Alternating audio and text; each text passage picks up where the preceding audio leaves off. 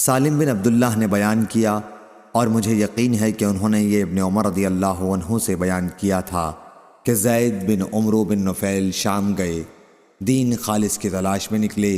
وہاں وہ ایک یہودی عالم سے ملے تو انہوں نے ان کے دین کے بارے میں پوچھا اور کہا ممکن ہے میں تمہارا دین اختیار کر لوں، اس لیے تم مجھے اپنے دین کے متعلق بتاؤ۔ یہودی عالم نے کہا کہ ہمارے دین میں تم اس وقت تک داخل نہیں ہو سکتے جب تک تم اللہ کے غضب کے ایک حصے کے لیے تیار نہ ہو جاؤ۔ اس پر زید رضی اللہ عنہ نے کہا کہ واہ، میں اللہ کے غضب ہی سے بھاگ کر آیا ہوں، پھر خدا کے غضب کو میں اپنے اوپر کبھی نہ لوں گا اور نہ مجھ کو اسے اٹھانے کی طاقت ہے۔ کیا تم مجھے کسی اور دوسرے دین کا کچھ پتہ بتا سکتے ہو؟ اس عالم نے کہا میں نہیں جانتا، کوئی دین سچا ہو تو دین حنیف ہو۔ زید نے پوچھا دین حنیف کیا ہے؟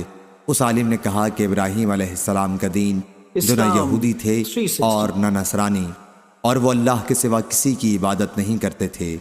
زید وہاں سے چلے آئے اور ایک نصرانی پادری سے ملے، ان سے بھی اپنا خیال بیان کیا۔ اس نے بھی یہی کہا کہ تم ہمارے دین میں آؤ گے تو اللہ تعالیٰ کی لعنت میں سے ایک حصہ لوگے۔ زید رضی اللہ عنہ نے کہا میں اللہ کی لعنت سے ہی بچنے کے لیے تو یہ سب کچھ کر رہا ہوں، اللہ کی لعنت اٹھانے کی مجھ میں طاقت نہیں، اور نہ میں اس کا یہ غضب کسی طرح اٹھا سکتا ہوں۔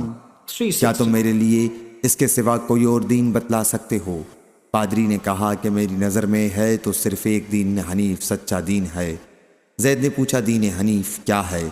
کہا کہ وہ دین ابراہیم علیہ السلام ہے، جو نہ یہودی تھے اور نہ نصرانی، اور اللہ کے سوا وہ کسی کی پوجا نہیں کرتے تھے۔